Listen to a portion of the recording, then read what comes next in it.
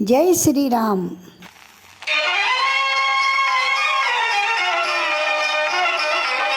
ఆధ్యాత్మిక ప్రగతిలో నడిచే నా సోదర సోదరీమణులందరికీ ఝాన్సీ ఆధ్యాత్మిక ముచ్చట్లకి స్వాగతం, సుస్వాగతం.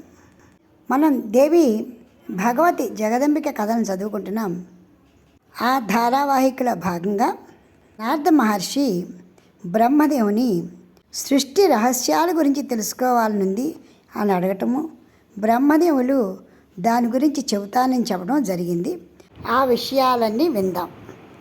ఎప్పుడైతే బ్రహ్మదేవులు నేను, విష్ణువు, శంకరులు అనుపమ ప్రభావశాలి ఆ దేవిని దర్శించాము, మాకు చాలా ఆనందమైందని చెప్పారో అది విన్న నారదులు, తండ్రి ఆద్యుడు, అవినాశి, నిర్గుణుడు, అక్షరుడు, అవ్యయుడు అయినటువంటి ఆ పరమపురుషుని దర్శించిన మీ అనుభవాల ద్వారా ఆ స్వామి రూపాన్ని నేను ఆనందంగా ఆస్వాదించాను. అయితే నిర్గుణ శక్తి ఎట్లా ఉంటుంది, ఆ దేవి రూపం ఎట్లా ఉంటుంది, పరమపురుషుని రూపం ఎట్లా ఉంటుంది, ఈ రెండు రూపాన్ని నాకు తెలియచేయండి.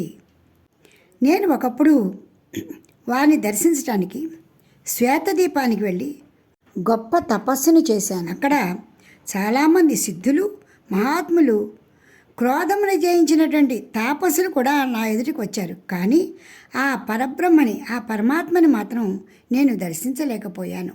కాబట్టి ఏ పరమాత్మని, ఏ నిర్గుణ దేవత అయినటువంటి ఆ దేవిని మీరు దర్శించారో వారి యొక్క స్వరూపాన్ని, స్వభావాన్ని నా మనస్సుకి హత్తుకునేలా వర్ణించండి అంటూ అడగటం జరిగింది. అందుకు గాను బ్రహ్మదేవులు ఈ విధంగా చెప్పారు. ఎప్పుడైతే తన కుమారుడైనటువంటి నారదుడు అలా అడిగాడో, బ్రహ్మ చిరునవ్వుతో, నాయనా కుమార, నిర్గుణుని యొక్క రూపము ఈ కనులతో చూడలేము. నిజానికి నిర్గుణునికి రూపము ఏముంటుంది? ఎప్పుడైతే రూపం లేదో అది గోచరం అవ్వదు కదా. అందుకు నారదులు, మునిజనులకు కూడా కనిపించరా అని అడిగారు. అయ్యో, ఎందుకు కనిపించరు? అందరికీ కనిపిస్తారు ఆయన, కాకపోతే జ్ఞానరూప నేత్రాలకి మాత్రమే కనిపిస్తారు. ఓ నారద, ప్రకృతి పురుషులు ఇరువురు కూడా జన్మ లేనివారు, నాశనము లేనివారు, నిర్గుణ స్వరూపులు. ఇలా చెప్పగానే నారదులు, తండ్రి వారిని మనం ఏ విధంగా గోచరింపజేసుకోవాలి అని అడగడం జరిగింది. అందుకు నారద, సకల ప్రాణులలో ఉన్న చైతన్యమే పరమాత్మ. తేజరూపుడైన పరమాత్మ భిన్న భిన్న ప్రాణులలో వ్యాపించి సదా విరాజమానుడై ఉంటారు. ఆ కారణంగా ఆ పరమాత్మను, అదేవిధంగా ఆద్యాశక్తిని సర్వత్రా వ్యాపించినదిగా మనం గమనించాలి. వారు లేని చోట అనేదే ఉండదు. ప్రతి ప్రాణి శరీరంలో కలిసే ఉంటారు. వారు ఉభయులు అవినాశులు, ఏకరూపులు, చిన్మయులు, నిర్గుణులు, నిర్మలులు. శక్తియే పరమాత్మ, పరమాత్మే శక్తి అనే సిద్ధాంతాన్ని తెలుసుకో. అది అర్ధనారీశ్వర తత్వము. ఇది చాలా సూక్ష్మమైనటువంటి తత్వము. నిజానికి సకల శాస్త్రాలను సాంగోపాంగంగా అధ్యయనం చేసిన వారి మనసులో కూడా వైరాగ్యము ఉదయించలేదు అంటే వారు ఇంకా ప్రకృతి పురుషులకి భేదాన్ని చూస్తున్నటువంటి వారే అని అర్థం చేసుకోవాలి. వారు ఉభయుల మధ్య ఉన్నటువంటి సూక్ష్మ భేదాన్ని వారు గ్రహించలేకపోయారు అని అర్థమవుతుంది. నారద, నీవు అత్యుత్తమ విద్వాంసుడవు, చెప్పినది బాగా అర్థం చేసుకోగలుగుతావు. నిజానికి సగుణ ప్రాణి ఎవరైనా కూడా నిర్గుణ స్వరూపాన్ని చూడగలరా? చూడలేరు. అందువల్ల నీవు కూడా సగుణ రూపుడవై ఉన్నావు కాబట్టి సగుణ పరమాత్మని ఆరాధించాలి. అందులోనే ఆయన నిర్గుణ తత్వ, నిరాకార తత్వ స్వరూపాన్ని నీ జ్ఞానం ద్వారా నీవు గ్రహించాలి. ఎప్పుడైతే బ్రహ్మదేవులు ఈ విధంగా చెప్పారో నారదులు మహదానందపడి ఏం ఆలోచిస్తున్నానో, ఏమి పొరపడుతున్నానో అర్థం చేసుకున్నారు. తానొక రూపంలో ఉన్నాడు కాబట్టి నిర్గుణ స్వరూపాన్ని చూడటం కష్టము.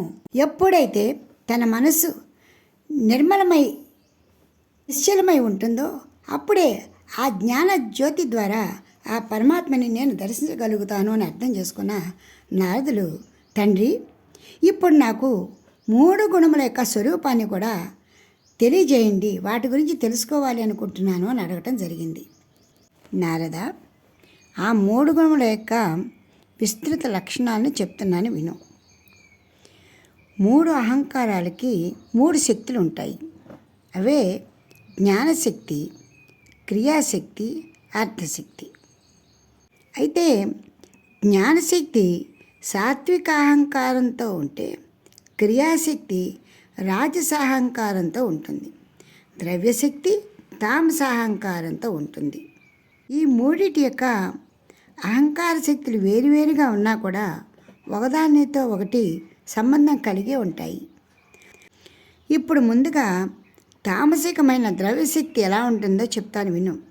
పంచతన్మాత్రల యొక్క ఉత్పత్తి శబ్ద, స్పర్శ, రూప, రసగంధాలు. ఇవి ఆకాశము, వాయువు, అగ్ని, జలము, పృథ్వీ వీటి నుండి వెలువడతాయి.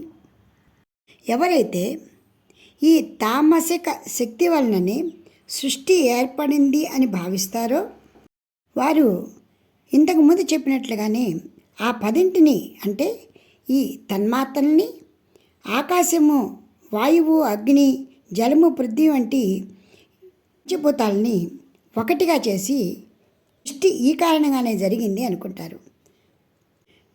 వారి సృష్టి తామసాహంకారంతో ఉత్పన్నమైన సృష్టి అవుతుంది.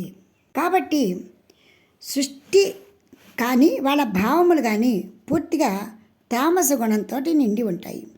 ఇక రెండవదైన రాజస క్రియాశక్తి చేత ఉద్భవించినటువంటి వాటిని తెలుసుకో. ఇవి జ్ఞానేంద్రియాలతో కలిపి ఉంటాయి. చెవులు, చర్మము, నాలుక, కళ్ళు, నాసిక. అట్లాగే వాక్కు, చేతులు, కాళ్ళు, ఉపస్థ, గుదము. ఇవి కర్మేంద్రియాలు. ప్రాణము, అపానము, వ్యానము, సమానము, ఉదానము. ఇవి పంచప్రాణాలు. ఇవన్నీ కూడా క్రియాశక్తి నుండి ఉత్పన్నమవుతాయి. అంటే రాజస క్రియాశక్తి చేత రజోగుణము వలన మాత్రమే ఉత్పన్నమవుతున్నాయి. ఈ 15 సముదాయాన్ని రాజస సృష్టి అని అంటారు. వీటి సాధనాలన్నీ కూడా క్రియాశక్తిమయంగా ఉంటాయి. వీటిలో ఉపాదాన కారణము చిద్వృత్తి అని చెప్పబడుతుంది. సాత్విక అహంకారానికి సంబంధించినదే జ్ఞానశక్తి. దాంతో దిశలు, వాయువు, సూర్యుడు, వరుణుడు, అశ్విని కుమారులు, 5 జ్ఞానేంద్రియాల 5 అధిష్టాన దేవతలు, బుద్ధి మొదలగు అంతఃకరణాల యొక్క అధిష్టాతలకు చంద్రుడు, బ్రహ్మ, రుద్రుడు, 4వ వాడు క్షేత్రజ్ఞుడు, మనసుతో సహా 15 ప్రకటితమవుతాయి. నారద, బాగా గమనించు. తామసాహంకారంతో పంచభూతాలు వాటి తన్మాత్రలు ఉద్భవిస్తే రాజస క్రియాశక్తి చేత అంటే రజోగుణము చేత 15 ప్రాణాలు కూడా ఉద్భవిస్తున్నాయి. ఈ సృష్టిని సాత్విక సృష్టి అని అంటారు. అయితే స్థూల సూక్ష్మ భేదాలతో పరమాత్మ యొక్క రూపాలు 2. భగవంతుని యొక్క నిరాకార జ్ఞాన రూపాన్ని అందరికీ ఉపాదాన కారణంగా చెబుతూ ఉంటారు. అందుకు నారద మహర్షి, తండ్రి, సాధకులు ధ్యానమందు చూసేది ఆ పరమాత్మని స్థూల రూపమేనా అని అడగటం జరిగింది. అవును నారద, ఇప్పుడు కనపడుతున్న నా శరీరం కూడా ఆ పరమాత్మని అంశే. ఆ చైతన్య జ్యోతి లేని జాగానే లేదు. నీకు ముందుగానే చెప్పాను, ఆ స్వామి ఉనికి లేని చోట ఈ సృష్టికి ఉనికే లేదు. నీలో నాలో కూడా ప్రవహించేది ఆ పరమాత్మ యొక్క చైతన్య స్వరూపమే. నారదా, శ్రద్ధగా విను. పంచతన్మాత్రాలను వివరించి చెప్పాను కదా. ఈ శరీరం ఏ విధంగా ఏర్పడుతుందో విను. సూక్ష్మభూతాలను పంచీకరణ చేసిన తర్వాత పంచభూతముల సముదాయము ఈ శరీరము ఉత్పన్నమవుతుంది. అయితే ఈ పంచీకరణ భేదాన్ని కూడా వివరిస్తాను విను. సకల భూతాల విభజన స్పష్టమైన తర్వాత ప్రతి ఒక్కరి అందు కూడా ఒక్కొక్క గుణము యొక్క వృద్ధి కనిపిస్తూ ఉంటుంది. అదేలాగంటే ఆకాశముకు ఉన్న గుణము శబ్దము, రెండవ గుణం అంటూ ఏది ఉండదు.